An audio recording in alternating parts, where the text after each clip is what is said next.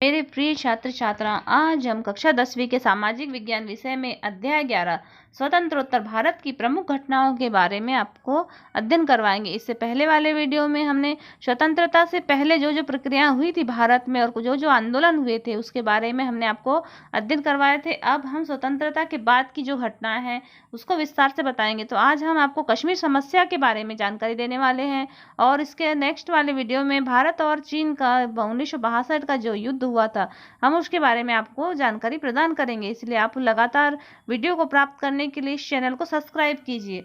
अब हम देखते हैं कि इस पार्ट से कितने नंबर का पूछा जाता है। तो देखिए कि कुल 10 नंबर का क्वेश्चन आंसर आते हैं इस पार्ट से।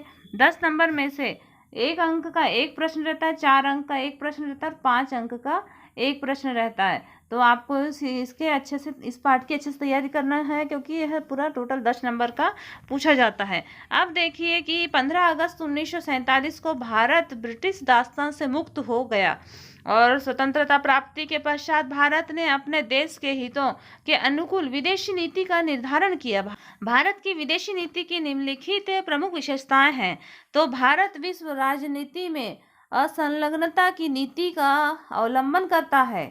भारत की नीति शांतिपूर्ण सहअस्तित्व के सिद्धांत में विश्वास करती है और विश्व शांति कायम करने के लिए यथासंभव सहयोग देने की नीति का पालन किया है। तो भारत स्वयं भी शांतिपूर्ण रहना चाहता है और विश्व शांति के लिए भी सहयोग प्रदान करता है। और भारत साम्राज्यिक और प्रजाति भेद का विरोध करता है और पिछड़े राष्ट्रों की सहायता करने के लिए तैयार रहता है। और भारत में संयुक्त राष्ट्र तथा उसे संबंधित उसकी अन्य संस्थाओं का समर्थन करता है और तथा उनसे सहयोग करता है। इसी प्रकार से भारत ने अपनी नीतियां बनाई जो अपने देश संचालन के लिए। अब हम देखते हैं कि कश्मीर समस्या क्या है।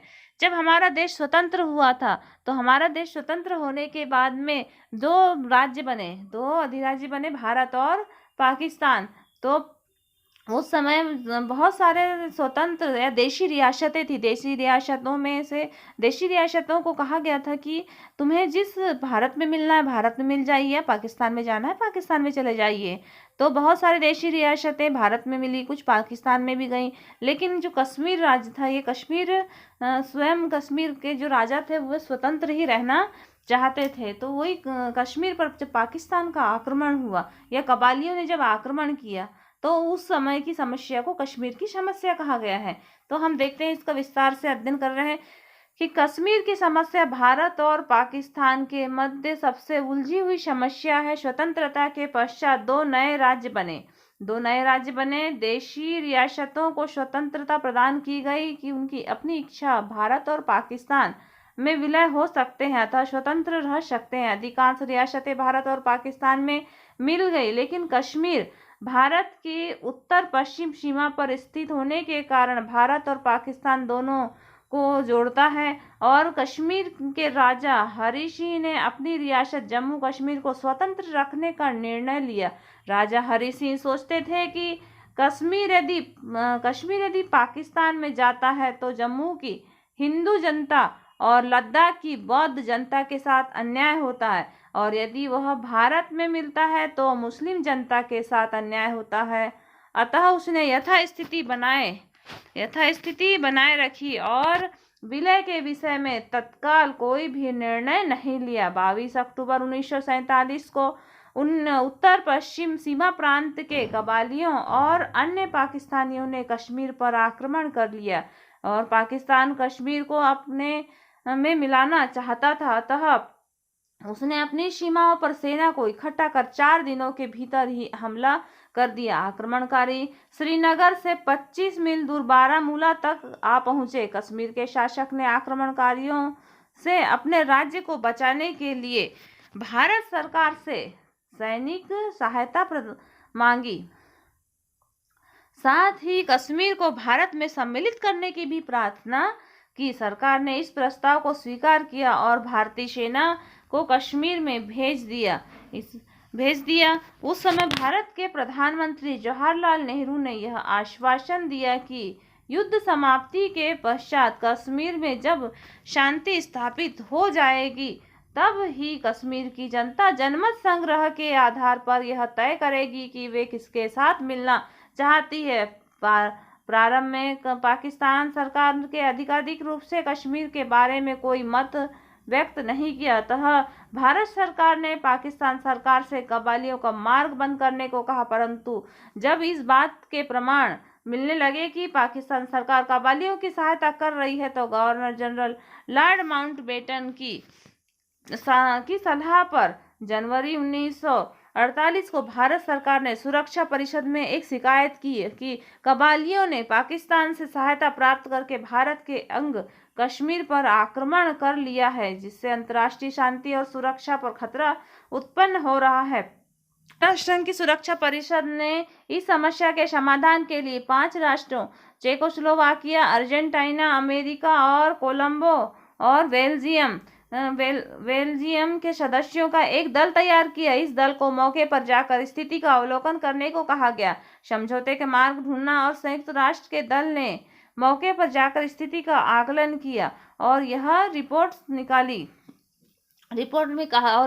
निकाल कर कहा गया कि पाकिस्तान अपनी सेनाएं कश्मीर से हटा ले तथा कबालियों और ऐसे लोगों जो कि कश्मीर के निवासी नहीं हैं वहां से हटाने का प्रयास करे। नंबर, जब पाकिस्तान उपर्युक्त वर्णित तथ्यों को पूर्ण कर लेता है तो आयोग ने निर्देश दिया कि भारत भी अपनी जो सेना है, अपनी सेना का अधिकांश भाग वहां से हटा ले और अंतरिम समझौता होने पर युद्ध विराम की स्थिति रहेगी और भारत कश्मीर में स्थानीय अधिकारियों के सहयोग के लिए उतनी ही सेना रखेगा जितनी कानूनी व्यवस्था बनाए रखने के लिए आवश्यक है। तो इस प्रकार से जो 5 देशों की कमेटी बनी थी उन लोगों ने 3 पॉइंट भारत और पाकिस्तान को निर्देशित किया।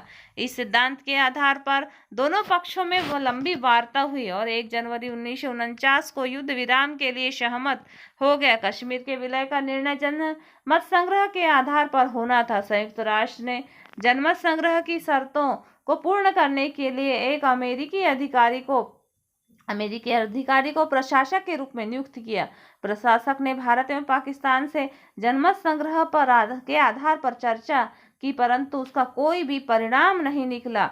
उसने पद से त्यागपत्र दे दिया। शेष राज्य का दर्जा दिया गया। 26 जनवरी 1957 को जम्मू कश्मीर का संविधान लागू हो गया। उसके साथ ही जम्मू कश्मीर भारतीय संघ का एक अभिन्न अंग बन गया। इस प्रकार से जम्मू कश्मीर भारत में विलय हुआ और जो युद्ध विराम रेखा निर्धारित हो जाने के फलस्वरूप पाकिस्तान के पास कश्मीर का कुछ क्षेत्र रह गया। उस क्षेत्र में मुस्लिम जनसंख्या निवास करती थी। पाकिस्तान ने इसे अधिकृत क्षेत्र को आजाद कश्मीर का नाम दिया।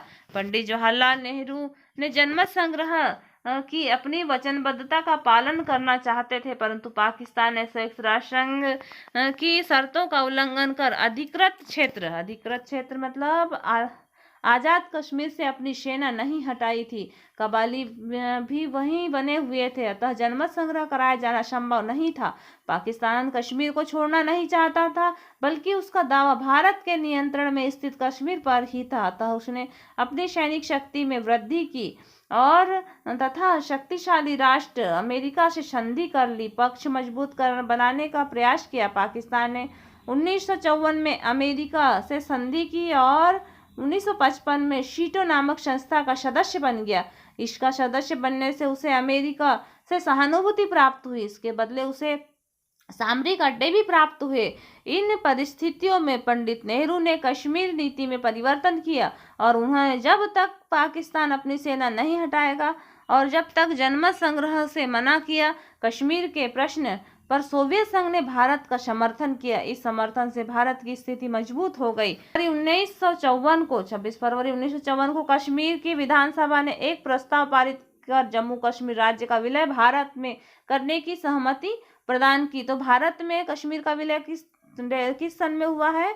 तो 6 फरवरी 1954 को हुआ और 14 मई 1954 को संविधान में संशोधन कर 370 धारा 370। इसी प्रकार से हम देखते हैं इसके बाद पाकिस्तान निरंतर कश्मीर का प्रश्न उठाकर वहां राजनीतिक अस्थिरता पैदा करने का प्रयास करता रहा है। पाकिस्तान ने इस मामले को सुरक्षा परिषद में उठाकर जनमत संग्रह की मांग की। पाकिस्तान को इस प्रश्न पर अमेरिका, ब्रिटेन और फ्रांस का समर्थन प्राप्त हो रहा, परंतु भारत ने उसका विरोध किया। भारत की मित्रता सोवियत संघ के साथ थी, अतः सोवियत संघ ने विशेषाधिकार का प्रयोग कर मामले को ठंडा किया।